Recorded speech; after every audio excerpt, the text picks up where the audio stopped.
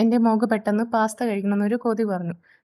അപ്പോൾ എന്തായാലും ഉണ്ടാക്കിയില്ലേ അതൊന്ന് വീഡിയോ എടുക്കാമെന്ന് വിചാരിച്ചു.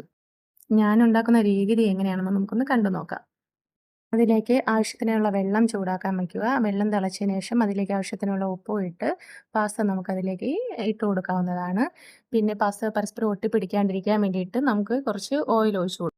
പെട്ടെന്ന് റെഡിയാവുന്ന ഒന്നാണ് പാസ്ത. ഇത് വെന്തതിനെ നമുക്കൊന്ന് പച്ചവെള്ളം ഒഴിച്ച് മാറ്റി വയ്ക്കാം. ഇനി നമുക്ക് പാസ്തയ്ക്കുള്ള ഗ്രേവി തയ്യാറാക്കാം. അതിനായി ഒരു പാൻ അടുപ്പിൽ വെച്ച് ചൂടായതിന് ശേഷം ബട്ടറോ എണ്ണയോ നമുക്ക് ഉപയോഗിക്കാവുന്നതാണ്.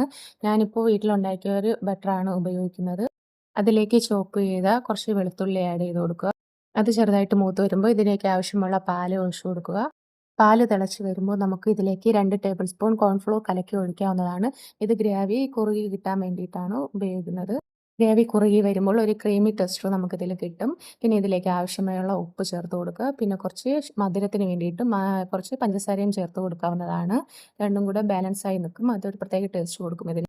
ആവശ്യത്തിന് കുറുകി വരുമ്പോൾ നമുക്കിതിലേക്ക് വേവിച്ച് വെച്ചിരിക്കുന്ന പാസ്ത ഇട്ട് കൊടുക്കാവുന്നതാണ്.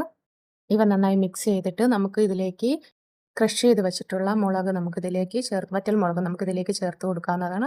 ആവശ്യത്തിനുള്ള അളവിന് നമുക്ക് ചേർക്കാം. എരിവ് കൂടുതൽ വേണമെങ്കിൽ കൂടുതലിടാം, കുറവാണെങ്കിൽ കുറച്ചിട്ടാൽ മതിയാകും. ഇത് കുറുകി ആവശ്യത്തിനുള്ള കുരുമുളക് പൊടി ചേർത്ത് കൊടുക്കാവുന്നതാണ്. ഇത് കുറുകി വരുമ്പോൾ നമുക്ക് ഒറിഗാനോ പൗഡർ ഇട്ട് കൊടുക്കാവുന്നതാണ്. അങ്ങനെ നമ്മുടെ ടേസ്റ്റി ആയിട്ടുള്ള പാസ്ത ഇവിടെ റെഡിയായി കഴിഞ്ഞിട്ടുണ്ട്. ഇത് നമുക്ക് വേറെ രീതിയിലും വയ്ക്കാവുന്നതാണ്. നല്ല സ്പൈസി ആയിട്ട് മുളക് പൊടി, മുളക് അങ്ങനെയൊക്കെ ഇട്ടിട്ട് വയ്ക്കാവുന്നതാണ്. എല്ലാ കൂട്ടുകാരും ഇതൊന്ന് ട്രൈ ചെയ്ത് നോക്കണേ.